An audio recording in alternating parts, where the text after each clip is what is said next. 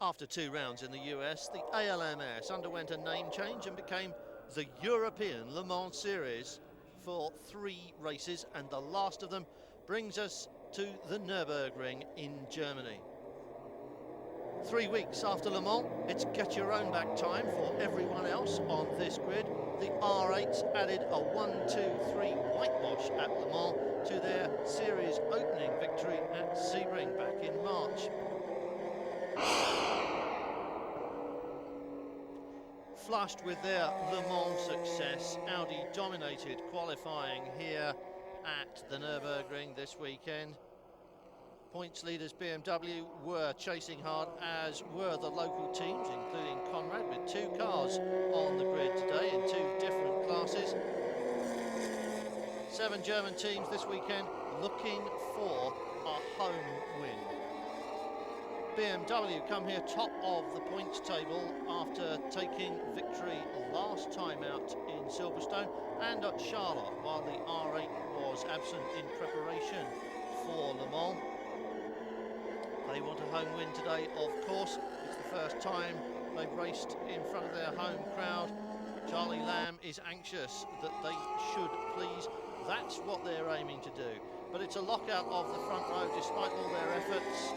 The Audis went quickest of all. Dindo Capello found the space to grab pole by half a second, and BMW get the consolation prize. So too do Panoz, who come here looking for their first win. Flushed with success then, it's Audi in charge of proceedings as we prepare for the start of this race. And yesterday afternoon's qualifying session was interrupted by a bizarre accident. The number 2 Panoz spun at the last corner. It's tight here, there will be lots of action during the race. Got beached in the gravel, no problem so far until the marshals tried to tow it out across the racetrack. Team owner Jean-Paul Driot said later that he's never seen anything like it in his entire racing career, an opinion shared by many others who saw what occurred. Mark Roston was lucky, he stopped in time, but Christoph Tinzo ran into the tow rope. He was incredibly lucky to escape with some broken fingers and teeth.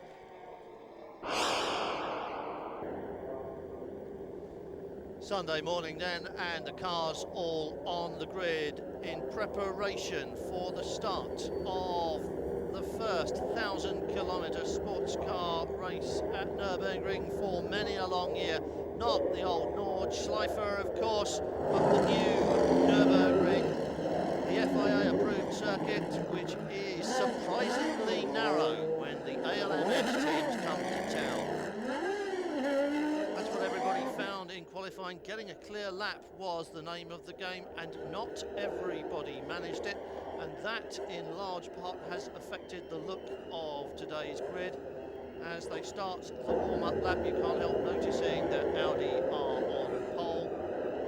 Alan McNish and Dindo Capello, the man who actually set the pole time and managed to run half a second faster than his teammate in the 78 car. He said just because he found a clear lap. Row 2, you'll find the first Panoz, Jan Magnussen, and of course the first BMW. BMW again, Panoz again on row 3, and the big names blocking off the front of the grid. Stefan Johansson with the Johansson Matthews car on the next row, and the Riley and Scott is there as well. Then it's the first of the rocks, the new 675 categories, and the Courage as well. And after that, we start to get down among the other runners. Let's not forget that we've got GTS and GT, as well as 2 categories in LMP to deal with. So a lot going on in the next 1,000 kilometres or 6 hours. The weather forecast says rain this afternoon, and that almost certainly means that this race will be stopped at its cut-off time of 6 p.m. and will not, in fact, go the full 1,000-kilometre distance. So, Audi on the front row. At number 77, Dindo Capello, the man who set pole. Behind him, his teammate, Frank Bieler. And behind that, the first of Panoz cars. You're on board now with Jean-Marc Gounon in one of the BMWs. Winners at Le Mans a year ago. Lack of development, but hoping for a result here at home.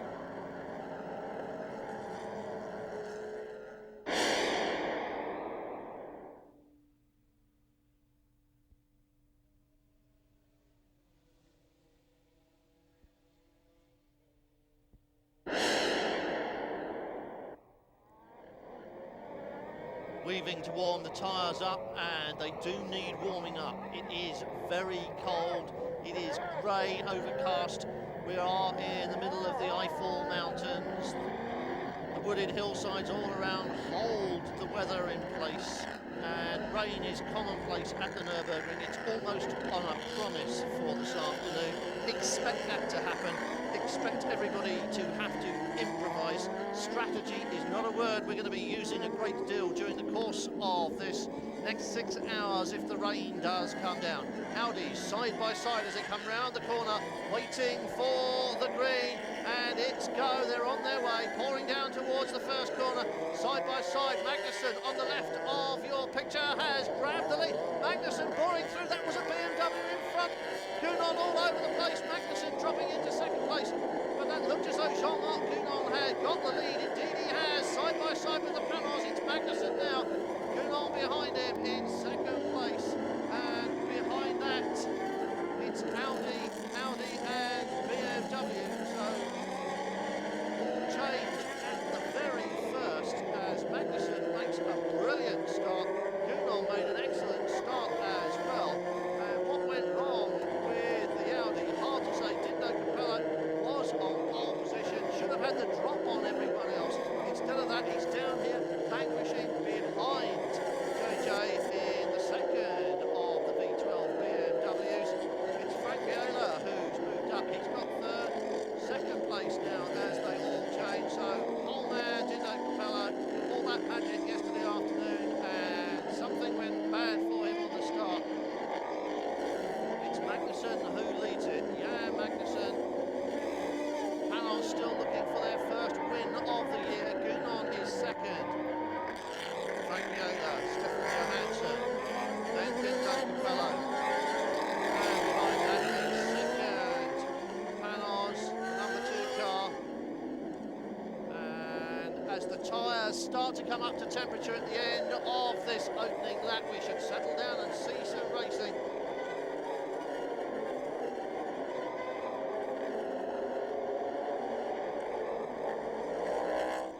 BMW showing well at the start, but it's Magnussen who really launched the hardest and is starting to open up a gap. Gounon's doing well to stay with him. On board in the cockpit with Jean-Marc now. Been around racing for a long time. The amiable Frenchman can be a terror in the cockpit when the red mist descends. But you can see, even though the camera is expanding the distance, the gap to Magnussen is growing, and it's difficult to avoid the suspicion that the gap to Frank Viola is shrinking, and it's hard to avoid noticing that behind Stefan Johansson, Dindo Capello is starting to look as if he would like to be part of this as well. So we're all getting very excited on lap 2. It's 6 hours though. This is supposed to be a paced race. You're supposed to take it easy. There's nothing like a good start, but we've got past that now, and really we should be settling down into some kind of rhythm. Looking at those fuel monitors, thinking strategy, tyres, brakes, let's work it all out. But no, we're going for this one like it's a very short sprint.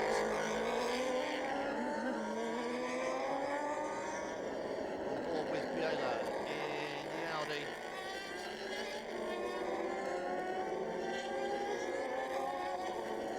Sitting very nicely, looking very comfortable indeed. That Audi does seem to work very well around here. Graf caught in the sandwich. There is the second BMW. There is Capello. Riley and Scott, number 2 behind that, and the first of the 2 rocks, one, and then the second one. Volkswagen Power, their second outing, running in this 675 class, and hoping to use their fuel economy as a means of leapfrogging up the leaderboard. Looking at Stefan Johansson there in the number 36, the Johansson Matthews Racing Reynard.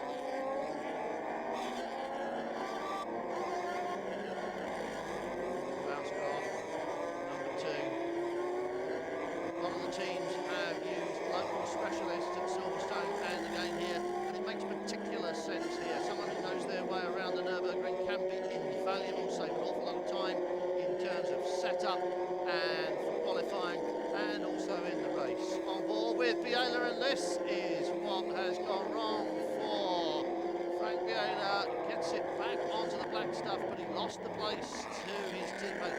That was Dindo Capello going past, and if he's lucky, that's the only damage he'll suffer from that. Seems to have got away with it. Just dropped the one place then. Frank Biela comes up onto the front straight, but up front Magnussen is doing a disappearing act. His teammate has done a disappearing act as well. You can see how the camera on board makes those distances grow as Biela goes into the turns, and we're going to look at the onboard telemetry. Watch that speed suddenly shoot off the scale. These things accelerate and brake so hard, scrub off an enormous amount of speed in such a tiny amount of time, and then get back on the gas so very, very quickly. Frank Biela on it already.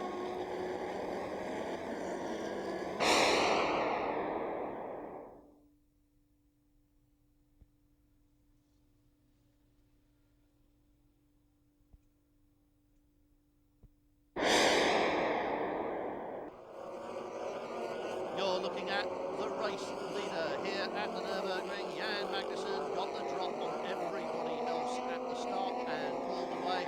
The gap is small but growing, and that's disappointment for Franz Conrad. 2 cars in it this weekend. Drafted in Enzo Calderari and Sports Car Racing's glamour girl Lillian Brynner. Enzo Calderari said it was ugly but worked, but now it doesn't work, and it looks as though he may well be out of this race. No problems for Magnussen, Gunol, and then Leto. So it's Panoz, BMW. This is not what was in the script for Audi after Le Mans, and especially not after qualifying. They came here with few changes, just the normal changes, said Frank Biela after qualifying yesterday, that you would make from one racetrack to another. Just gear ratios and setup and aerodynamics, nothing special at all, but as raced at Le Mans, and now being led away by the Panoz and by both of the BMWs. Magnussen already mixing it with the traffic, and this is where the Nurburgring starts to shrink. All of a sudden, what was a very wide and modern racetrack suddenly becomes very narrow and very busy indeed. Look at the traffic here that they are having to pick their way through. Well, you've got the problem of finding a gap, you've got the problem of coming up on slower cars very quickly, and you've also got the problem of the man behind who wants your place. At the moment, Gunol wants the place occupied by Jan Magnussen, which is number 1, and somewhere up in front is that car, but he can't even see it now as they go through the traffic. Came up behind the Cycle Motorsport Porsche, and he's picking them off over and over again.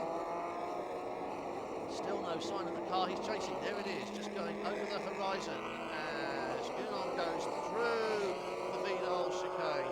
Brake hard now for this last corner of the Coca-Cola curve. It's really tight and it closes in on you, and he's got problems behind because the Audis are getting on it. It may well be that Audi went for that nice slow start. Let's warm it up, get the tyres heated, bring everything up to temperature, and then go for it, because here they come. Dindo Capello is right on the tail of Stefan Johansson.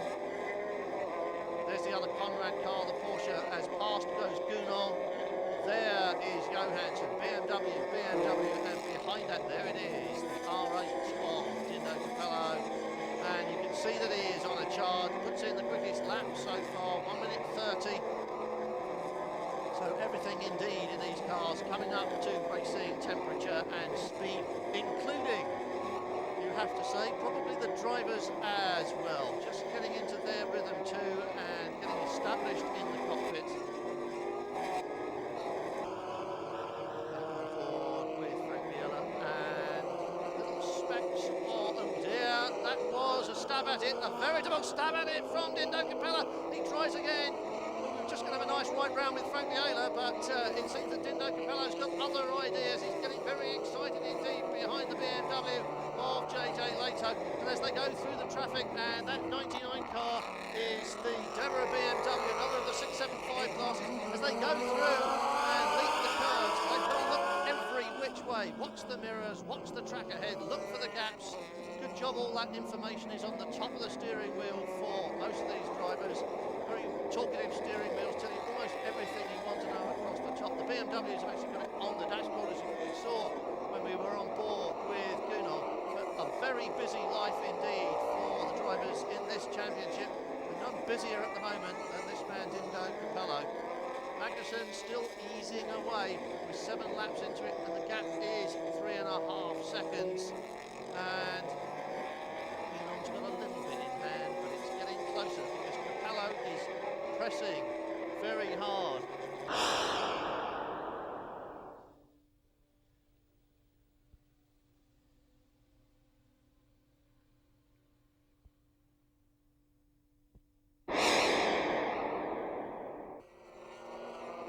We're not 10 laps into this 1,000-kilometre race at the Nurburgring, and the aggression is just starting to build up. Dindo Capello in the number 77. Audi R8 is about to just squeeze, literally squeeze past JJ. And it may well be that the BMW's on the grass now. They touched there, and they're not very vulnerable, but you can see that we have lost JJ. The 43 car dropped right back then.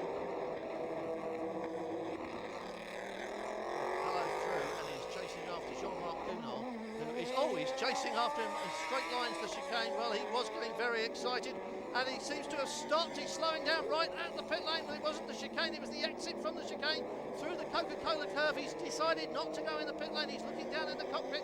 What's happened to the 77 car? Did he knock a switch? Has he banged? What on earth happened there? Dindo Capello was on the verge of calling it a day and going into the pit.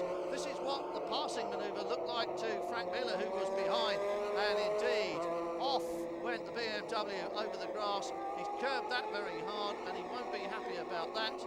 We've got a pit stop here. This is Graf in for fuel and tyres, or so it looks like, back on board in the Audi with Frank Miller, and it's a busy old day for some of the GT drivers, but Frank Miller's got his sights set on the V12 BMW in front of him.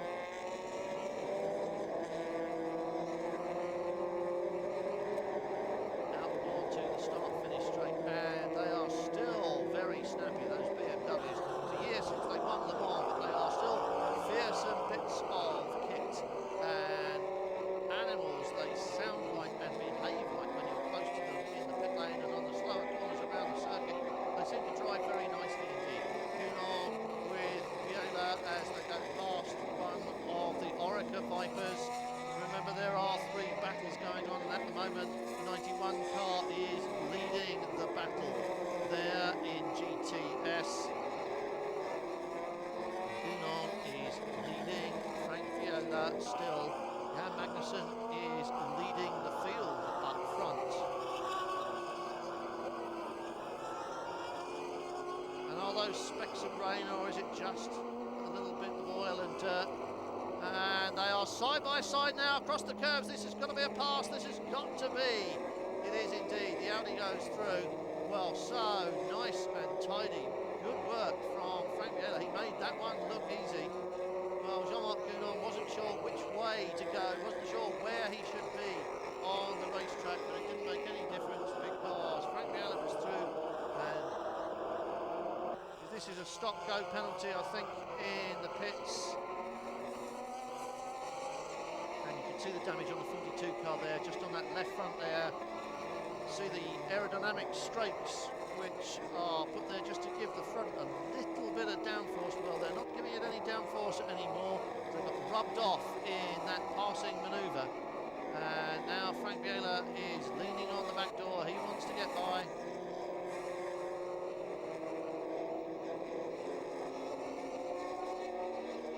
So Gunnar, JJ, and then Frank Viola, and Gunnar waves his teammate through. Now, what's that about? Has Gunnar got a problem? It's the 42 car that's got some aerodynamic damage. The blue flag's waving. I don't think anybody needs to be told that there is a train coming through here. But we're on board with Gunnar, watching his teammate run up the hill into the chicane. hopping over the curbs, and now braking right down through the gearbox, turn right, very slow corner, on the gas now, and away you go.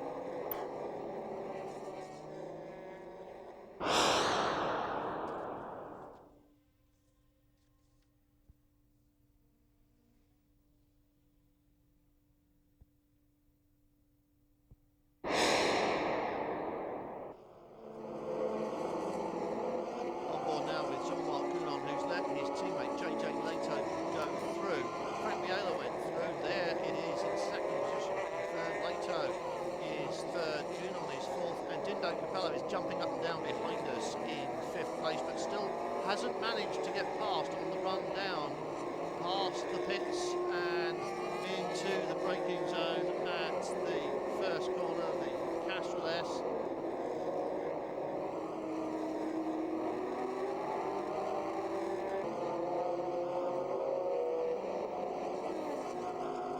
Hello, weaving from side to side, looking for his opportunity. Running past slower cars on the track, but remember they're involved in races of their own. They don't really want to move aside and get off the racing line. They've got other agendas to deal with, and they're not likely to forget those just to let the leaders go through. Taking a lot of curb there through the chicane and taking the place as well, picking off Gunon. Good work from Capello. Here it is again. What happened was a lot of grass for Gunon. There goes JJ. Gunon gets on the grass and through goes Dindo Capello. Well, he was taking a lot of curb indeed. Here's the race leader. This is Magnussen. And he's having quite a quiet afternoon of it so far. He got away well and has not been troubled by opposition since. But he has now got Frank Viola in 2nd place and hunting him down. The gap was only about 4 or 5 seconds after 10 laps, and it looks as though Frank Viola might be eating into that as we speak. On board in the Porsche, Dick Barber brought 2 Porsches to Europe this summer and is leading the class as a result of that. Dirk Müller and Lucas Löhr, local drivers in the number 5 car, and the second one, Sascha Massen and Bob Wallach, the number 51 car, doing very nicely, thank you as well. So good move using the local drivers. A little bit slower for these, as you can see, the GTs not quite as quick around the circuit, but nevertheless their own race and an awful lot to think about. This is going on around them as they go past Angelo Lancelotti, I think it was, started the number 25 car. Capello again whacks in the fastest lap of the race. Well, it's the 2nd time he's done that, came to nothing the time before, but now he's pressing up against the gearbox and he dives out, looks for an opportunity and does not find it there. Capello looking to get past later if he can see a way.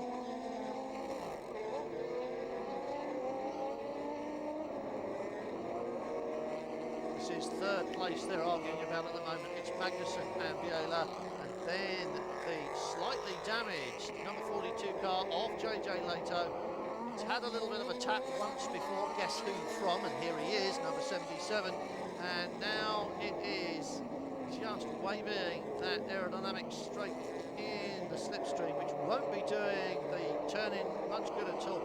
Just keeps that front end planted a little bit more firmly, cleans it all up, and now it's doing nothing of the sort, unbalances the car a little bit. I have to say that you think JJ must be aware of it. He can probably see it, but he must be able to feel it as well. Is indeed number 20 in the pits, the Kramer Lola. Christian Van can't be here this weekend. Christian Glasel stays in the car at the stop, fuel and tyres, as you can see. Coming up on the Cunningham BMW M3, prototype technology with JJ under intense pressure. Oh, look at that! Finds a tiny, tiny gap and dives through it. Well, a little bit of BMW assistance to the Audi there by the look of it, because it just looked as if that gap grew and through went into Capello. Well, he didn't need to be asked twice. He saw the opening there and he shot through it. Well, now it's Panoz, Audi, BMW is the running order. It's Magnussen up front. Biela is second. Here is third place, Dindo Capello. And behind that, JJ down to fourth. The GLV Ferrari, the only Ferrari in this race, in the pits. And that is the Chamberlain Viper on the gravel. And are we going to rejoin? Yes, we are. No problem there. Just got a little bit overexcited down here in the curve and backed it onto the grass. No problems, no disaster. Kept it going and carried on. Just a little bit of time lost there.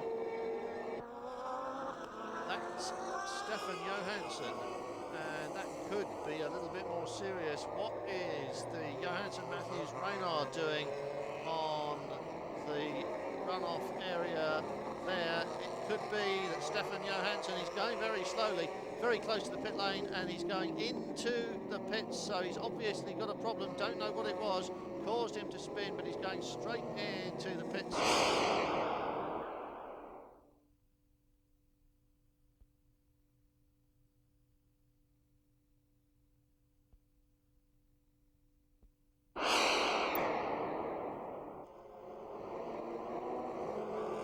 Jean-Marc Gounon throws a tear-off into the slipstream. Started well, grabbed the lead, he slowly dropped back through the field, don't know why that is, gave up a place to his teammate, and you can't help thinking that must mean he's got a problem, and he acknowledged it early on. This is why I think he needed to use that tear-off, because his visor is covered in mud, straight lines to chicane and carries on. But it may well be that the number 43 BMW is not as well as it could be. Shot off in the lead and then slowed. 31 in the pits. This is a regular stop. At least we think it's a regular stop. Manuel Collards staying in the car. 36 Johansson. So, oh, and that is the control unit, so he's obviously got an electronic problem. And in comes the race leader. This is Magnussen from the lead. Now, it was a very tiny lead when he came in. This wants to be a very slick pit stop, or after Frank Biela has stopped, if Audi are slicker in the pits, then the lead will have changed hands. It's going to change hands anyway. Magnussen is no longer the race leader, but he knows that the man who is has yet to stop. 1:31, his best lap. Interesting, we've seen Dindo Capello pulling 1:30s a couple of times so far in the race. Here's the new race leader. This is Frank Biela in the Audi, still waiting for his fuel stop. Now, on a 6-hour race, the ability to run on just a little bit longer. And it's raining. That's rain on the camera lens here. We said rain was predicted. Just look at the lens of this camera. It's definitely raining. Magnussen has just gone out of the pits on slick tyres as the rain is starting at the back of the circuit. This is where all the team managers chuck away the strategy that says run to your fuel schedule.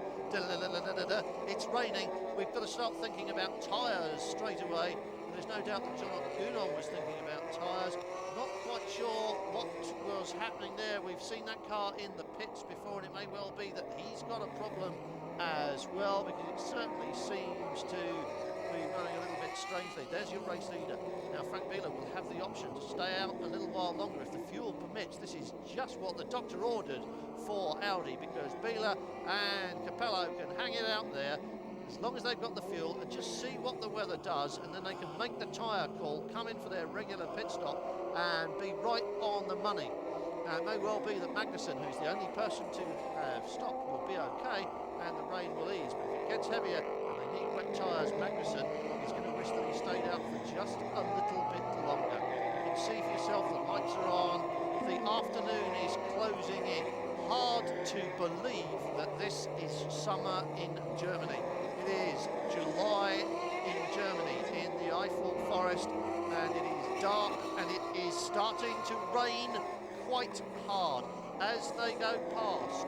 The Orica Viper, the 92 car, running second in its class. Look at the way the cameras around the trackside are starting to show rain on the lenses. This is not good at all for those who have stopped, and I mean by that Jan Magnussen, who's hoping to pick up the race lead as soon as the Audis and the BMWs have made their stops. Just a little bit wide there for Frank Miller, and it is getting a little bit slippery. The track will be damp. They are on slicks. They do not need to be told that the track is slippery. I'm sure they've worked it out for themselves. Audi have got the rain tyres ready. They've made their choice.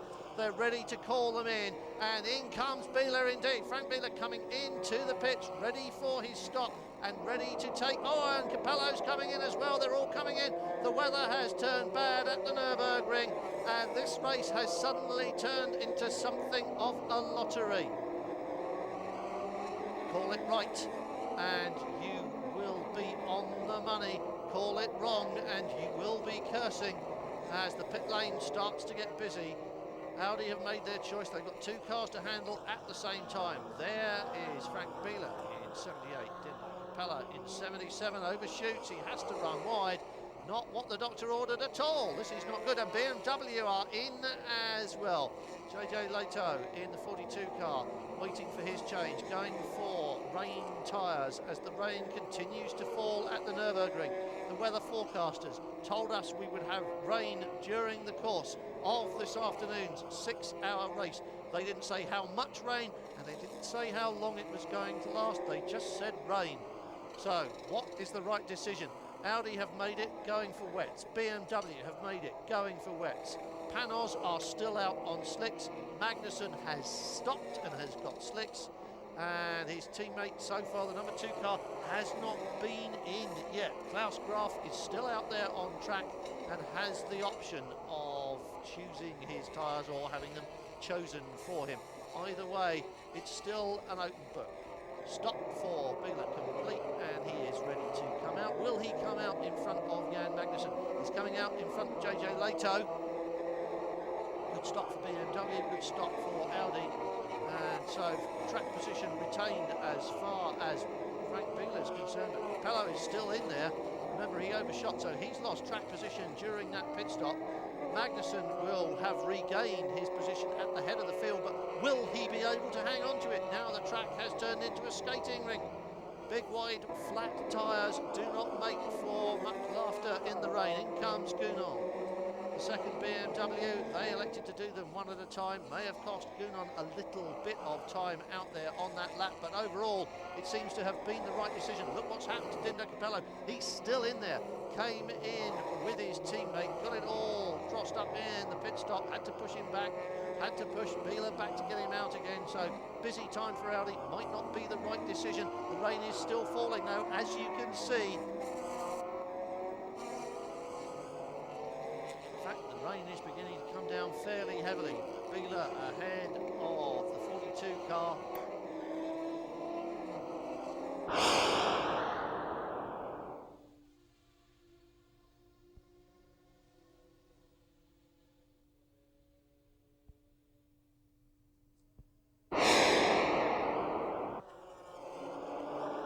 It's raining at the Nürburgring as Jean-Marc Gounon exits pit lane with newly fitted rain tyres. He joins everybody else on wets, with the exception of the race leader, the number 1 Panoz of Jan Magnussen, which put slicks on at the stop, went out and is staying out, and we will see now who has made the right decision. Conditions at the moment do not favour, it has to be said, slick tyres. Look what's happening there. The Rock, the Volkswagen powered Rock, running in the 675 class, running to a fuel strategy as well. Thinks it can pick up to... Well, we've been having problems all morning, and the number 18 car now, a little bit of a spin there. Rejoins. These conditions are cause for concern, it has to be said, for anyone who has not yet been in the pits and put on those wet tyres. We were saying the Volkswagen powered Rocks could well come to the fore here. A little bit less horsepower, a little bit lower down the rev range. They can use it all, they don't have to baby the car quite so much. And as the rain falls and continues conditions deteriorate, they're starting to show well on the race leaderboard. Conditions at the Nurburgring, as ever, unpredictable. Sometimes you can see it's raining in one part of the circuit and not in another. Frank Bieler through Vidal with Gunon in front of him and JJ behind him. Well, this is post-pit stop, so they've got to organise themselves a little bit, but basically what you see is what you get. We are racing for position here at the Nurburgring after the pit stops. Bieler through as Gunon runs wide. It just hasn't been Jean-Marc Gunon's day. We think he's got a problem, we don't know what it is. He's certainly given up track position big time early on in the race and even waved his teammate through. Whether that was a tyre problem and whether he's now a lot happier remains to be seen as Carl Wendlinger takes over from Olivier Beretta in the lead Viper. There's the stop for the Chamberlain crew as well. Pompidou and Stephen Watson swapping places in the car, and back into the pits come the BMWs. You know why that is, because the rain has eased and they've decided wet tyres are a mistake. Both cars in at once. They're making a strategy call here. Watch them put slicks back on the cars that have only moments ago had rain tyres fitted to them. It is all guesswork at the Nurburgring. It can be raining on one corner of the Nurburgring. At the moment it's raining on a couple of them, but no longer on all of them. And BMW, Charlie Lamb, have been first to say, let's go back to slicks and let's see how we get on. So we'll now see what that does for them. 42 out of the pit lane first. Away goes JJ, and behind goes the 43 car. Will the others follow suit? Yeah, the man who's won out of all of this, the man who really has hit play dirt here and pulled off a jackpot win, is Jan Magnussen, who'd made his pit stop and gone back out on slicks before it started raining, elected to stay out there on slicks and now does not have to come back in to change at all. And this is the number 53 Ralph Kelleners and Jeremy Polycarn swapping places, and a little bit of tyre smoke, and that just shows you how dry this track has suddenly become out here. Where once it was all slippery and disaster, now we're locking up the slicks and making blue smoke again. So situation back to normal, or is it? The Conrad Porsche behind JJ had the wiper going, and it may well be that there's still some rain in the air. Wheeler back in the pits. Off come the wets, on go the slicks, and this is going to cost him time and position. It's still early days in this race, but just look at what has been happening. Out goes Frank Bieler. Will his teammate be in right behind him? They've obviously decided not to bring them in together again. That cost them an awful lot of grief last time. Here's the man. Here is the man, Jan Magnussen. Hats off to him. Not only did he get a blinding start when everybody else seemed to be hanging about on the start line, Magnussen just flew away, grabbed second spot, took it away from Gunon very quickly, the lead. And here is a stop, and it's McNish getting into 77. Alan McNish taking over from Dindo Capello. So they've decided to use this stop for a driver change. We're back on board with Gunon following his teammate, just nipping past one of the Orica cars. So very busy around the time when you'd expect the pit lane to be busy in any case. It's suddenly become panic stations, never mind busy.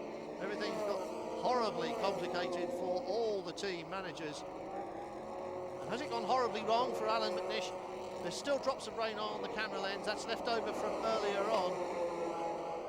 A little bit of trouble getting the number 77 Audi started, finally gets it and nails it out of the pit lane, right at the exit to pit lane, so he can almost forget about taking it easy in pit lane. There is the leading Orica car.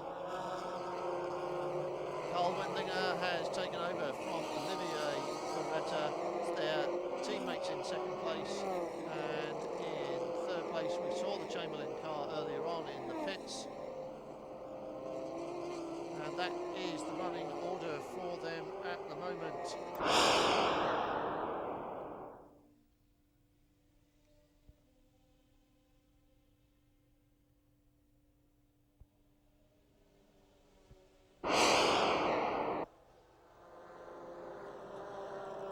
Klaus Graf into the pits. Obviously no driver change for him, just taking on fuel, and he's happy with slick tyres.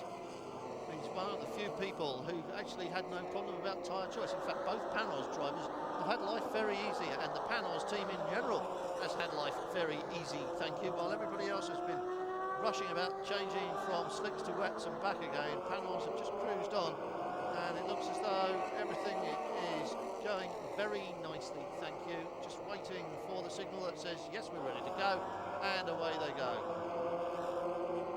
Number 5, the Dick Barber Porsche of Dirk Muller and Lucas Luhr. And as we said before, this team cruising to the fore in GT, having a very good weekend at the Nurburgring, thank you very much. A couple of local drivers, as we've said in the other car, Bob Wallach, brilliant Bob Wallach, who is still brilliant, especially around here, and currently in 3rd place, as you can see. It's the number 23 car, the Alex Job car of Bruno Lambert and Randy Potts in 2nd place, and the BMWs are in the thick of that GT battle even as we speak, and once again making life interesting for the Porsche drivers as they come through the traffic. And was that a fresh drop of rain, or was that an old drop of rain that's just been blown onto the lens of the camera? Forecasters said rain, we had rain. They didn't say rain only once, and they didn't say how much of it, and I say rain. And look at the number 8 car on the grass, the Rook car, Hubert Hout, Vic Rice driving it. The rain tyres are out in the pit lane. It's happening all over again. It's hardly just settled down from the... Oh dear, 77 McNish on the grass. There's somebody else already being towed away, and I think that was the SMG Courage being towed away. McNish being pushed out onto the racetrack. That's one of the Rock cars on the grass, 54, there it is. So it is indeed raining at this end of the circuit, and McNish is so dangerously positioned in the middle of the racetrack, and that's Gounon. He's had a spin as well. Gounon stabbing the button, trying to get going, but he's beached. He's waving to the marshals. At least I think that's what he's saying. If it wasn't what he's saying, then it's better not to ask. And McNish has crossed the track. Is he stuck in the grass? It's rolling about. He's got the engine running. He wants to get going. That is a stuck BMW. Jean-Marc Gounon wants a little bit of a push from there. The rain is falling. The marshals are slightly confused. They're helping Alan McNish, or they're trying to. Look at the back sliding. The grass is wet. He wants to go the other way. He's saying, push me backwards. This is no good at all. We can all see that. The back is just sliding round. And it'll get worse and worse, not better. And from a safe distance, the yellow flag's telling the other drivers, we've got a problem. They already know. They can see the rain. McNish is being pushed backwards onto the racetrack for the 2nd time. This is not good. We could see full course yellows for this one. We've got 2 cars stranded at awkward positions. Jean-Marc Gounon, in French body language, is trying to tell the German marshals exactly what he wants. That's where the confusion is arising. And so we have a bilingual disaster taking place for him. McNish has got it all sorted. He's on his way. Or is he? Watches the mirrors, waiting for an empty bit of track. He wants just to get onto the tarmac, scrub the tyres clean. Here he goes. Alan McNish rejoins. Well, it is still raining. The flags are waving all around the circuit. The rain is falling for the 2nd time. And once again, watch these Volkswagen powered 675 cars come to the fore. They're allowed to be almost 200 kilo. Oh, onto the escape road. Alan McNish again having problems. The weather is not good. He's heading straight for the pit lane. He's not alone. It's going to get very busy in here again, as all the people who've just come in to put slick tyres onto their cars will now come back in and put rain tyres on. 25, a little bit of a spin, but no damage. Angelo Lancelotti, I think it is, the young driver out of that trio. In comes Alan McNish, and on go the rain tyres. Hardly seems like a moment ago when they were doing this the other way round, and it hardly seems like a moment. Oh, going on! This is a replay of his spin, and he recovers, but it's not a replay. This is real life. Jean-Marc Gounon has done it again. Jean-Marc Gounon has another little spin and gets going. Well, that's the second on the same lap, so you can see how slippery it is. This is what's happened to the running order while everybody else is all over the place. Magnussen still leads. How's he done that? I don't know, but he's still out there on slicks and looking good. And up into second place comes the Riley and Scott of Bleeninga, Simon and Simo. So very busy indeed in the pit lane again. In comes Panoz. This is going to be a difficult one to call. What would you do if you were Dave Price? In comes the number 2 car. Klaus Graf must change now. Indeed, he is changing. Johnny O'Connell going into the cockpit, and what tyres are they putting out in the pit lane? And that is the Cunningham BMW on the grass.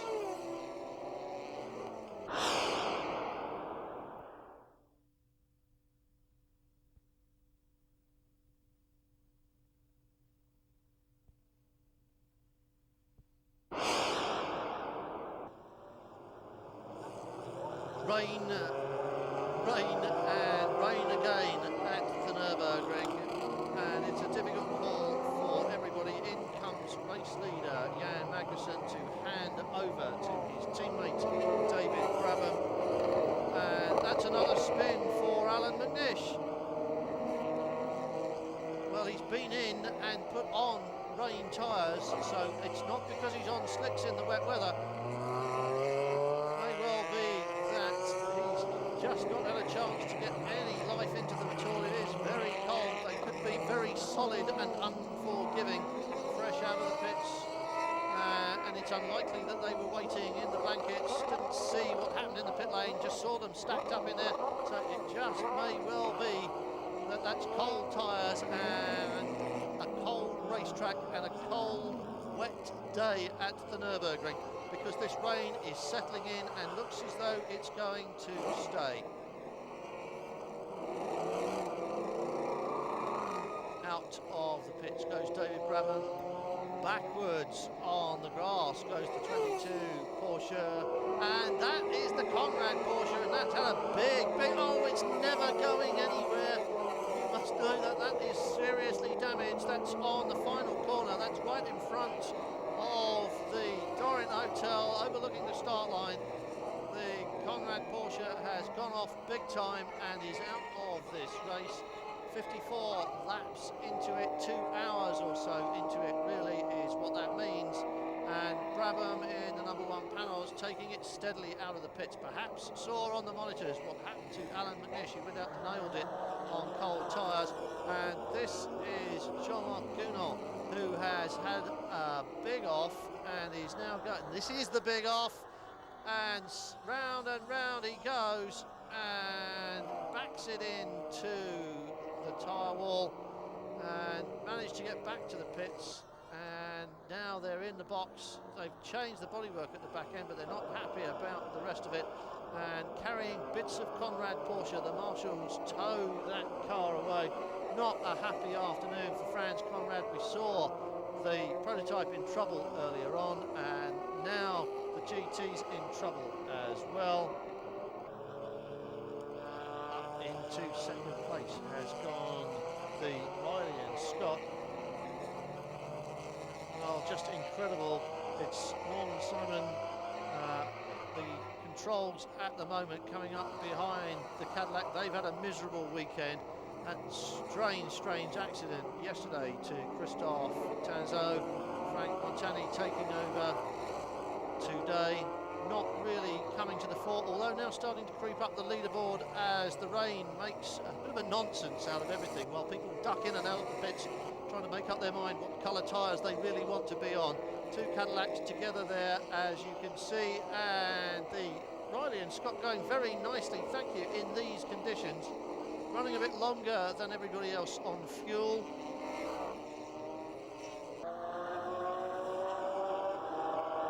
And also looking good, as we've said before, the Dick Barber crew.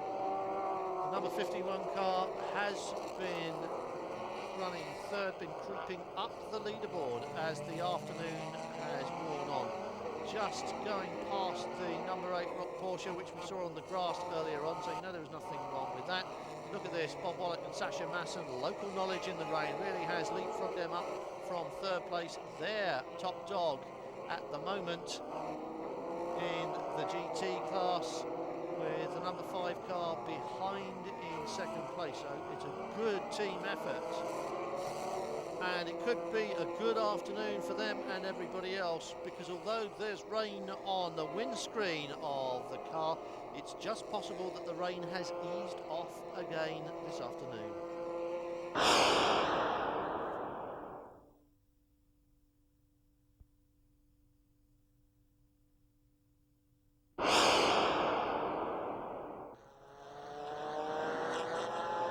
Leading beyond any doubt now, the GTS class. Orica first and second. The 91 car heads up their leaderboard.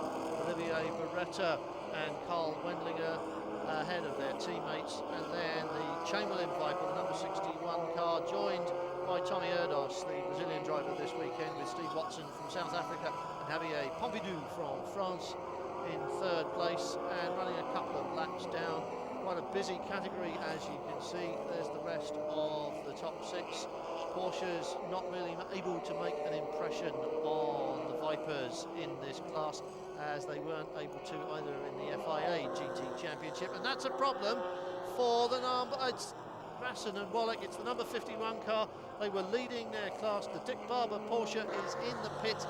When they get like that behind the car with the engine cover off, it's generally serious, and this is very serious as well, because Norman Simon is just a couple of seconds behind race leader David Brabham at the moment, and through on the inside goes the number 42 BMW of JJ Lato, but it's raining against it, Twitch. There's rain in the air, and they're just getting a little bit out of shape already. The Riley and Scott just getting a little bit out of shape. You can see it on the camera lens. We've only just said that the rain has eased off. The commentator's curse strikes yet again, and it looks as though we are in for our third downpour of the afternoon, but only as, oh, there was a car on the grass there.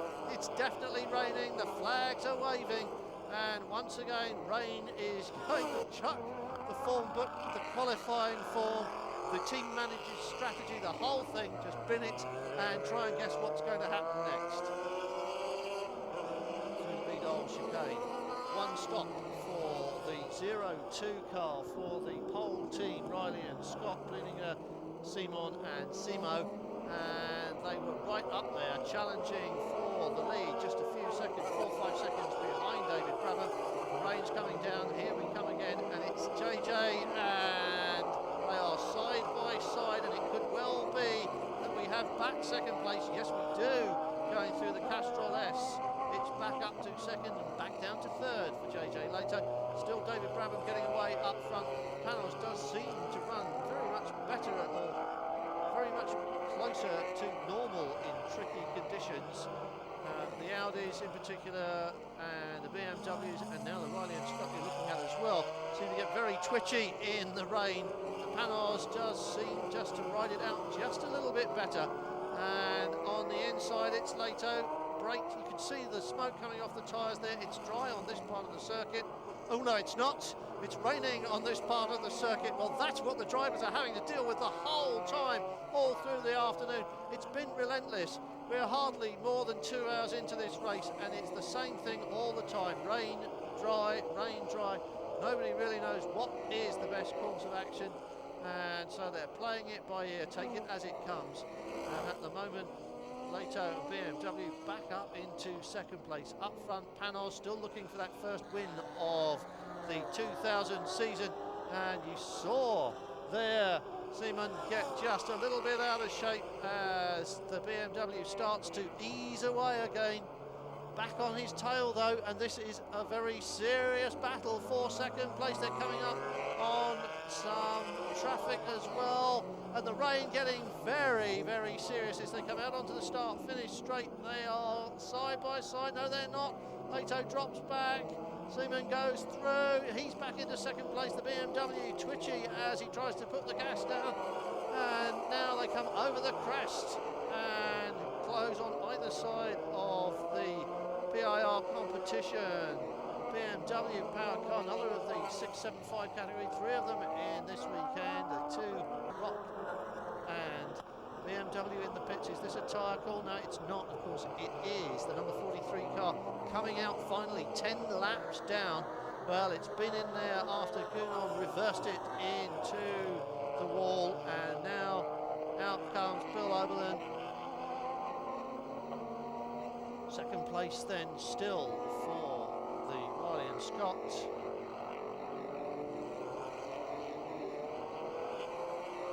And it's incredible, look at it, it's hardly damp here, although it is quite exciting in other parts of the racetrack. Back on without any problems, or so it seems, for the 92 car.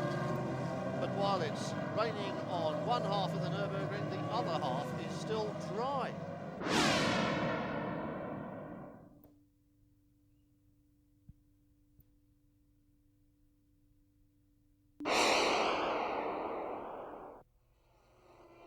Rain all around the Nurburgring, but not everywhere, and this is one of the places where it is raining. Joe Foster recovers from a spin in the number 22 Alex Job Racing Porsche and rejoins. And you're looking at 2 and 0-2. 2 is Cato in the Panoz, 0-2 is Simon in the Riley and Scott. It's the battle for third place on this racetrack at the moment. The race order is still number 1 in the lead. That is still the Panoz of Magnussen and Brabham ahead of the number 42 BMW, shared by points leader Jörg Muller, of course, Manuel Roy champion in the LMP category. And that was 0-2 getting through. A little bit of bounce on the curve there, but the place definitely changed there.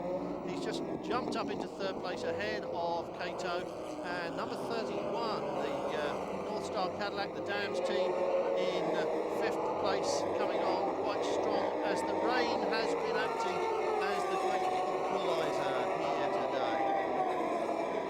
Cato not taking that line down, replies at once, grabs the place back into his curve, and the Panoz is back up into third place. So once again, it's Panoz first, BMW second, and Panoz third.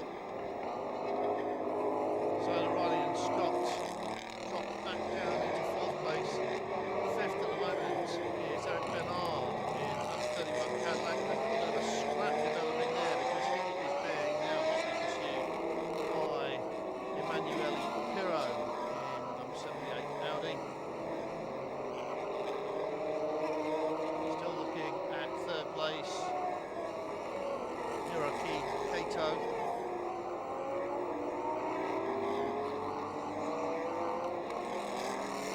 Shaping up to be a good result for the Panoz team. Remember, we came here to the Nurburgring looking for the first win of the season, and that's on the cards at the moment. Here's this battle we were talking about. That is number 31. That is this 5th place, and it's coming under increasing pressure.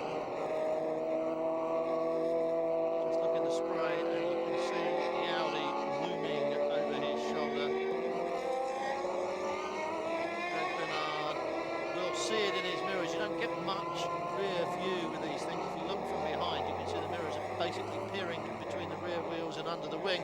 But here comes Pirro around the outside, going the brave way. You can see he's got onto the wet. He's taking risks. He's taken the place though. He really did go wide. And he's run. Oh, and he's spun out on the exit. Well, that was on the cards. It has to be said. He was on the wet stuff, and he took the brave route. Almost pulled it off. But now he and half a ton of gravel rejoined the racetrack, spraying it all over the place. We won't get many thanks for that from anybody, except perhaps Eric Bernard, who will be very pleased to have hung on to his 5th place and gained himself a little bit of an extra margin into the bargain. That puts the order back as it was. Panoz number 1 in the lead ahead of the number 42 BMW, and it's Cato and the Riley and Scott battling over 3rd place. To be done again, it has to be said, for Emanuele Pirro, and I doubt very much that he will be far behind. Here he comes again, out of the mist. Well, the conditions truly awful, and that is Alan McNish, and that looks like it was a fairly substantial visit to the infield.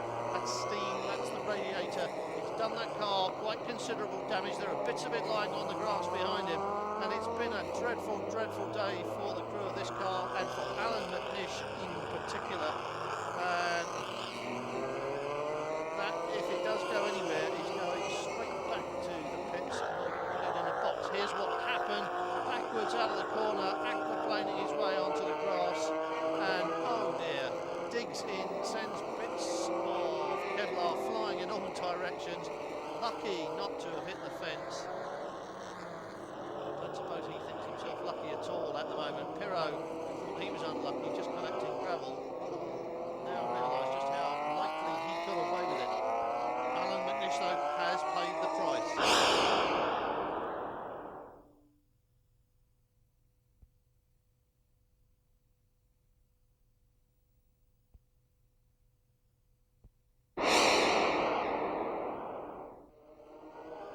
Alan McNish returns to the pits, scattering bits of bodywork and huge lumps of mud, and it was the mud and the tussocks on the infield that did the damage to the Audi. And we doubt very much that he'll be going any further, even if they could stick new bits of bodywork on. There was steam rising when the car was at rest on the infield, and it looks terminal. He's pulling straight in. Alan McNish knows it is all over. The rest of the team have probably heard on the radio, and they probably think it's all over as well. It is now. Steam rising from the car, and for McNish, that's the end of it. Here's the number 43 BMW. Bill Orwellan.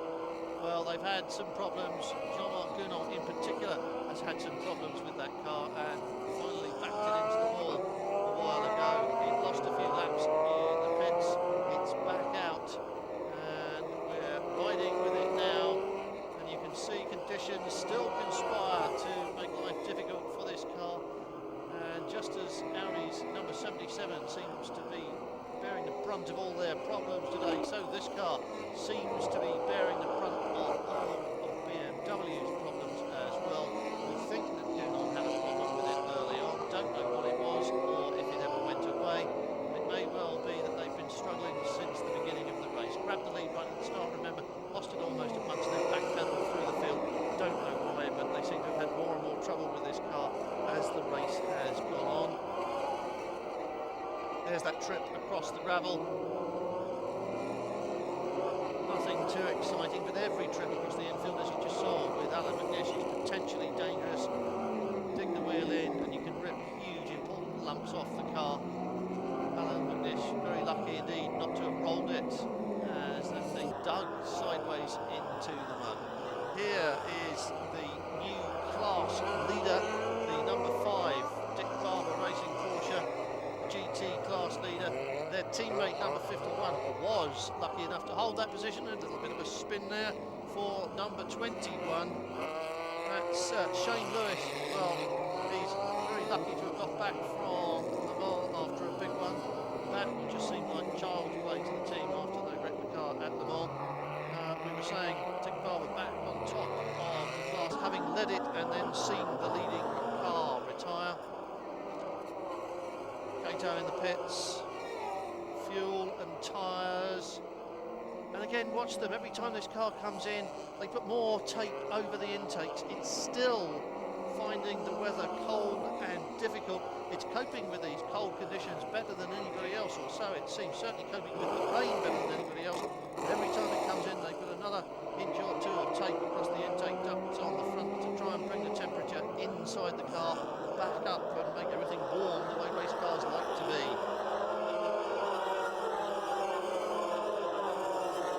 Back out without a driver change, and back out into more of these appalling conditions. We've said earlier on that it seemed that the weather forecasters were right about the rain. They were just wrong about the number of times it was going to happen, but it's settled in now. Backwards and about to rejoin without a problem. Ralph Kellener's. Well, those cars have been going so well. The Rock Volkswagens and another one. Just, it's going to be all the time now. This is going to happen all the time. 56 on the grass there, the Nurburgring Porsche, and that is the Riley and Scott. That is 0-2 pulling off, and that looks fairly terminal. Well, they've been running right up with the leaders, right up in the hunt for second place, but now something has happened to that car and it's being pushed off. Norman Simon is the man there, German driver, and that looks undamaged. That looks like an engine problem, an electrical problem, and in this kind of weather you wouldn't be terrifically surprised. And that, as we said, is the car that's taken the brunt of everything this weekend for BMW, and it seems, I think, to have recovered from a spin stationary on track. There's so many cars have spun on this corner particularly, but that looked like the exit to Vidal caught him out, and it's all over the place. And it may well be that he did do some damage underneath, or he did do some damage to a tyre. We saw him go off earlier on, and it may well be now that they're struggling with the handling of that car. Rejoins and continues, but the weather conditions particularly taking an enormous toll of the participants in this race in Germany. Number 43 BMW has had its share of bad luck, but at least after all the troubles, it is still running.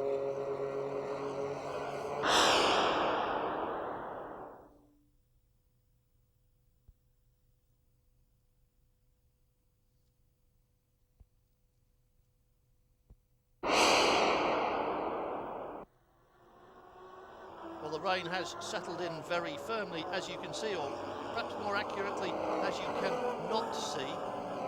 Things going rather badly for those in the closed cars here. The mist problem inside is really quite critical. The drivers of the Vipers and the Porsches are struggling to see out of the windows.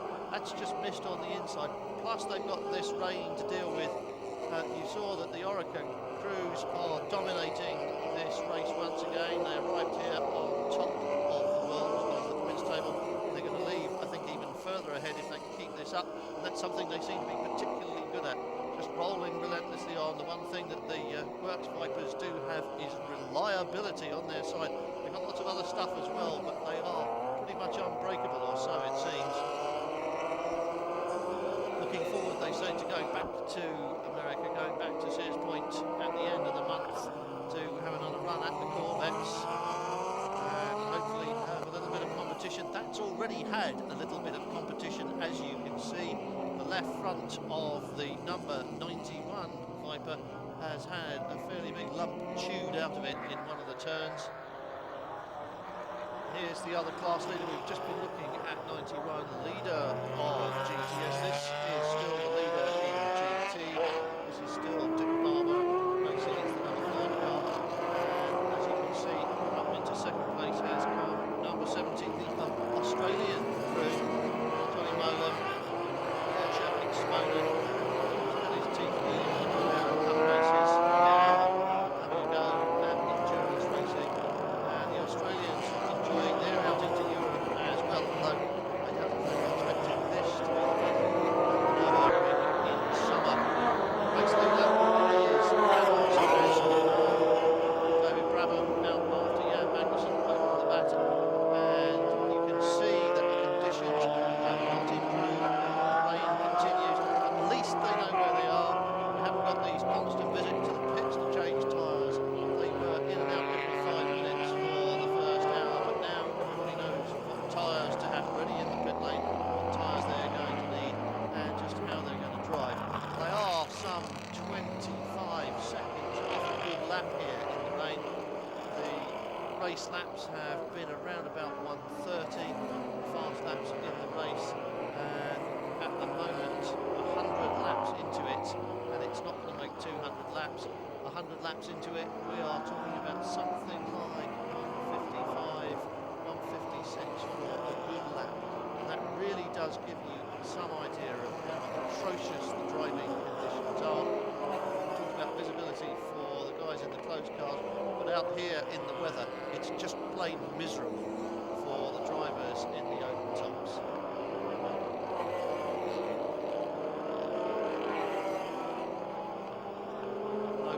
No mistakes, really takes all your concentration to forget about your cold fingers and carry on driving. And they won't be that warm in these that spinning off? It is 43 again. Well, normally the commentator's curse comes when you say that somebody's doing very well, but every time we see them, they seem to be spinning off and recovering yet again. And we are sort of forced towards the conclusion that this car has got a problem, and they're doing their best to drive their way around it. Almost every time we see it, it's in trouble. Every time it gets away with it, it's leading a child life, actually. And it's used up as a catch. It would be half dead, because it hasn't got long left. Much more of this, and it'll all be over.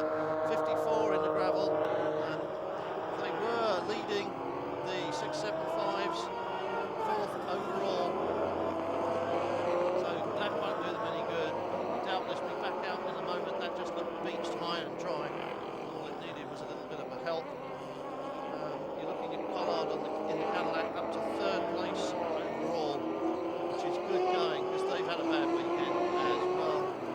And really the Dams Cadillac team needed a bit of a result here this weekend. Third place could well be it. It would be nice to see them finish on the podium. We're looking for firsts here in Germany as we bring sports car racing back to the Nurburgring for the first time. What we're looking for is first. Panoz are looking for their first win of the season. Cadillac really looking for a good result here at the Nurburgring.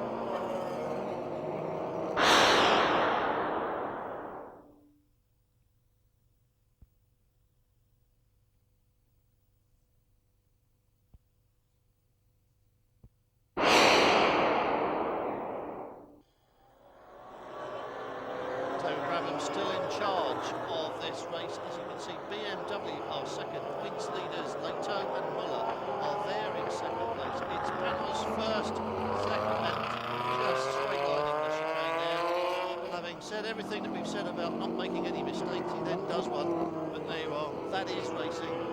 It's Panoz first and third, and still holding on very nicely. Thank you. They just caught everything right in that first hour when the rain came, it fell just right for the Panoz pit stops, and what we've seen since then has been flawless driving from Magnussen and Brabham in particular. Great work in the pits. You always expect Dave Price to turn them around very quickly and get them on their way without any mistakes. Their pit stops, not like Formula One stuff, because it does take longer. Still something to behold. Everything's going right for Panoz at the moment, and they could well come away from the Nurburgring with that elusive first win of the year. As we all know, once you've got one, the rest of them come just that little tiny bit easier. And that is the 31 Cadillac in the box, and whatever else is coming easily this weekend, it's not going to be a podium place.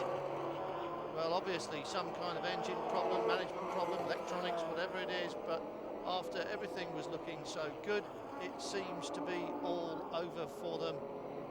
We've seen a couple of cars go in, get something fixed and come out, but usually a visit to the box is fairly terminal.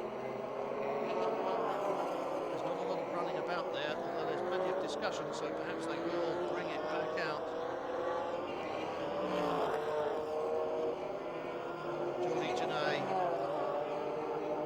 The Spanish driver, who really shouldn't be used to conditions like this, in this 2-litre Bob Reynard, the VW powered car, now enjoying the benefits of lightweight and low power in these conditions.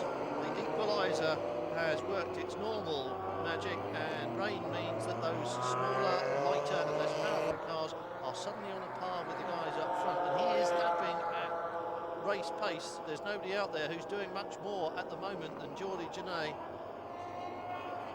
Not quite down to the 675 kilo mark, but they're heading in that direction. Still much lighter than the bigger 900 kilo cars. Muller in to the pits. We're something like lap 142. We're expecting this race to be about 190. That was a very good, very quick stop. No driver change, no tyre change, just fuel. This is the car he's chasing. He came in out of second place, and this could be a gamble by the BMW team. Charlie Lamb has been around this game long enough to work the strategy. You can see the problems that Panoz is having out there on the racetrack, and perhaps that was the gamble that will win the race for BMW and really reinforce that points lead. They've taken on a light fuel load. They're planning to get to the end of the race with it, but nobody quite knows where the end of the race is going to come in terms of distance. So that's a bit of guesswork for a start. And they're hoping also that now the car is light, the tyres are going to last, and that Muller is ready to go, that they can catch and pass the Panoz in the lead. They've got time to do it, but it really does put the pressure on the driver. They really staked an awful lot on Jorg Muller being able to catch David Brabham as is at the moment, and Jan Magnussen as it will be when the Panoz stops, and it has yet to stop, but it must do so, and that stop is going to be critical. We were just talking about the Dave Price pit stops. They were a bit of a legend. He's got to turn this car around really quickly, get it back out on track with Jan Magnussen behind the wheel if they're going to change and stay ahead of a BMW that really is in the scalp hunting business right now.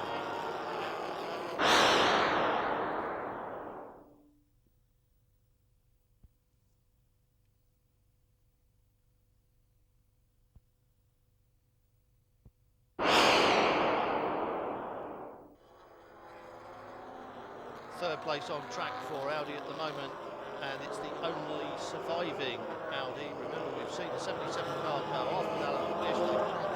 Lots of damage underneath, lots of damage to the cooling system. So this is their best chance of a result. They're on for a podium at the moment. Of course, it's the Panoz that's in the lead, and it's got something like a minute in hand over the number 42 BMW, and they've just set that out from the pits. They've just released Jorg Muller with a light fuel load to come chasing after David Brabham as it is, or as it was, because there is the Panoz in the pit lane now. So, will this be a driver change? Will this be a quick one?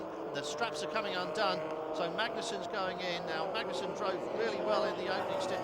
Brabham has done excellent work, but here is Jan Magnussen going back into the car. This means this pit stop will be longer, definitely will be longer. They're putting fuel in while the straps are going on. Nobody can touch the car, or rather the mechanics with the wheel guns can't touch the car until the fueling has stopped. The driver is strapped in, they're still putting in a big fuel load. It's stationary for a long time. This is not what is needed at all. Off come the fuel lines. Jacks up in the air, fresh set of tyres. Well, again, the BMW didn't take tyres, so this is adding time. All of this is extra time over the time that Jorg Muller spent in the pits. Dave Price Racing boys doing their best, but this could be a very expensive pit stop. It's giving away a great deal of the lead. They've lost something like 25-30 seconds of their advantage. They've halved the advantage as they go out onto the track. Well, there is Jorg Muller coming down the front straights and into the S-curve, and there coming out of the pits is Jan Magnussen, and now it is BMW who lead it. Points leader Jorg Muller. He's just got a couple of points over his teammate in hand because of the way they score points for fastest lap and so on. Jorg Muller, championship points leader, is now the race leader as well. And the question is whether he's got enough fuel on board to take him all the way to the end of this race, wherever that may be. We're all second guessing, and BMW in particular are hoping that Muller's going to make it to the top of the podium.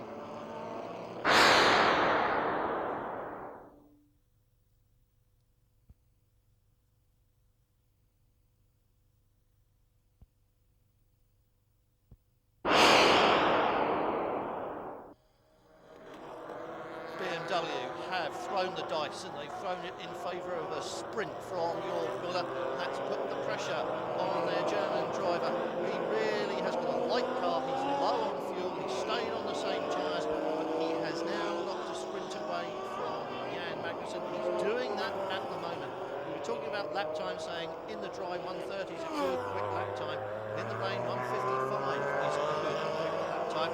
Well, how about 1:54? Muller is really in a hurry. He knows that Magnussen will be coming for him. Magnussen's just come out of the pits with a heavy car full of fuel, new tyres, and now is the time that Muller needs to push these couple of laps while Magnussen's still getting himself bedded into the car and getting everything comfortable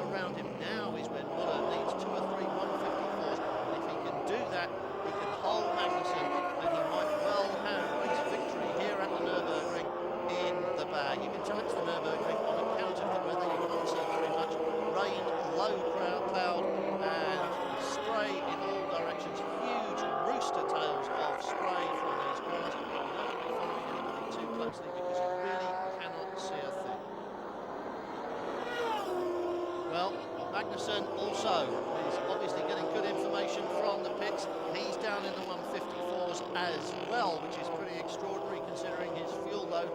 And we saw how much time he was stationary with the fuel pipes plugged in, so you know this car is fat and heavy and ready to go all the way to the end of the race. But he has got to catch Muller. Muller is lapping at the same pace as he is, and that really makes life a little bit difficult for him.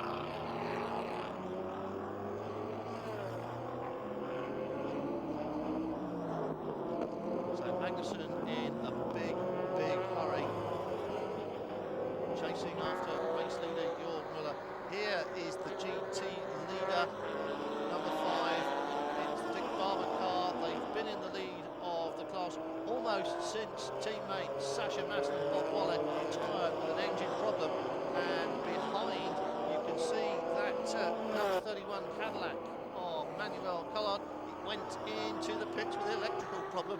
They may have fixed the electrical problem, but obviously the headlamps are broken because he can't stop them flashing. I think that's what it is. Either that or he wants the Porsche out of his way in a big hurry. They were third, they were looking good for a result here in Germany. They're not looking quite so clever for that now. So Collard obviously in a hurry and passes the Porsche, no problems at all. No problems apart from the broken headlamps, that is. This is going to be a good result for Dick Barber Racing if these two can hang on in there. And so far, they haven't really put a foot wrong. Everything's looked absolutely seamless and perfect for them. So they're in charge of their category. Here's the man who is catching Jörg Muller. Jan Magnussen is reeling him in. Absolutely storming around this racetrack and really pushing after Jörg Muller. You can see for yourself how hard he's pushing, just on the very limit there, the back end of the Panoz just stepping out. Here's the man he's chasing after, and he's very nearly caught him as well.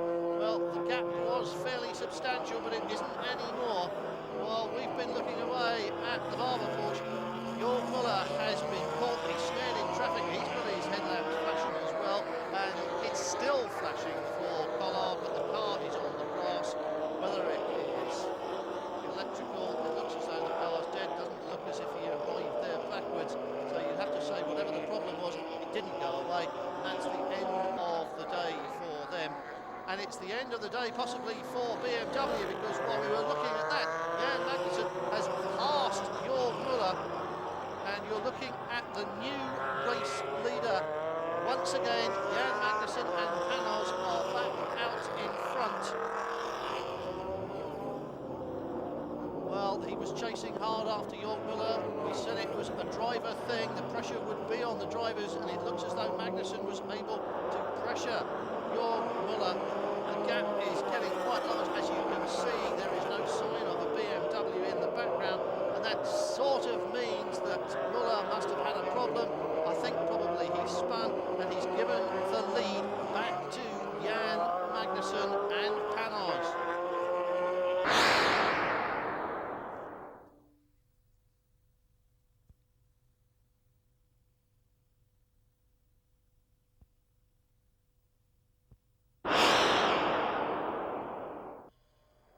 We're in the closing stages of this race at the Nurburgring.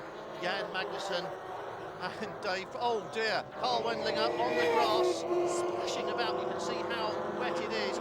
Locks up the wheels, bouncing, looking for a bit of tarmac. He's found it. The class leader in GTS recovers and carries on. Heart-stopping moment.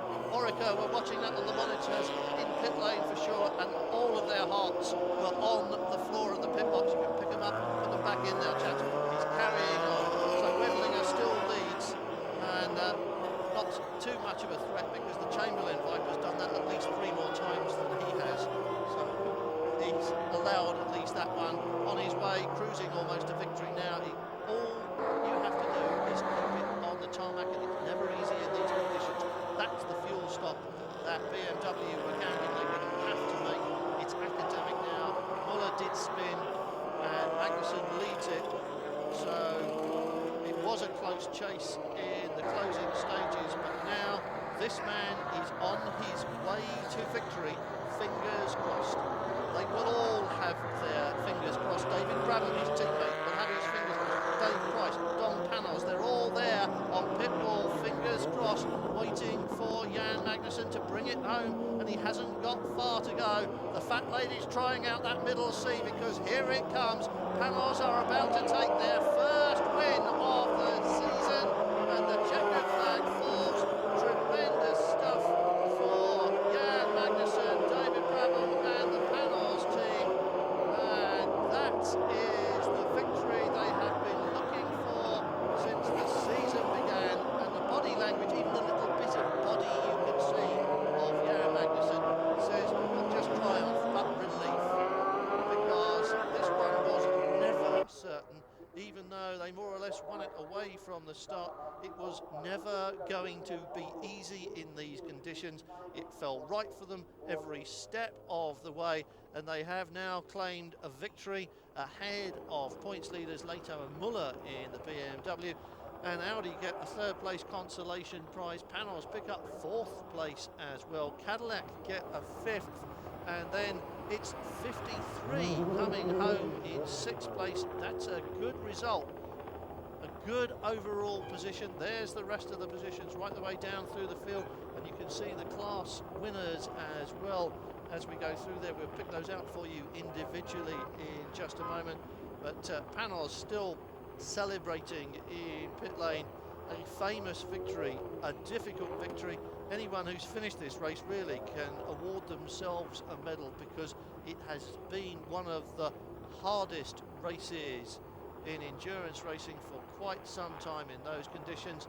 And the fans, you can forgive them for leaving as soon as the checkered flag has dropped. Some of them in the grandstands are staying on, but everybody in the pit lane making their way up to have a look at the podium. There is the GT result, and it was Dick Barber who gets it. The Australians did well in second place, and what a good result for Aspen Knowles, for Shane Lewis in particular. Big shunt at Le Mans, come back and be on the podium here in a terrible race at the Nurburgring weather-wise, and first BMW coming home in fourth place.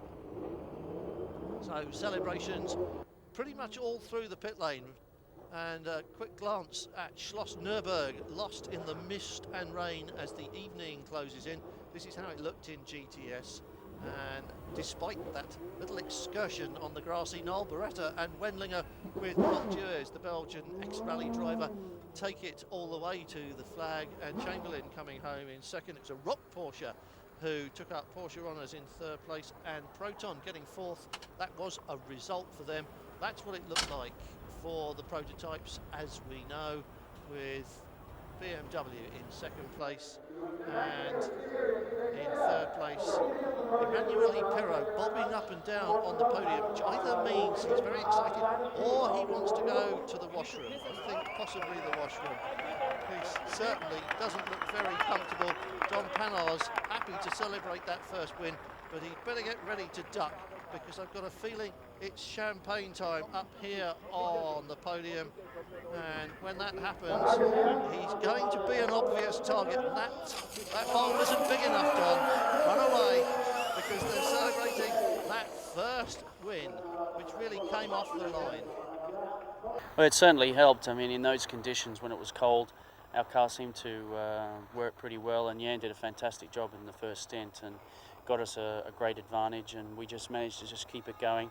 When I was in the car, it was really treacherous conditions, and you know, I'm really pleased for the team, you know, and to come here in Germany to beat the two big German manufacturers with our small teams, fantastic result. Michelin tyres were superb all the way through, so you know, just pleased for everyone.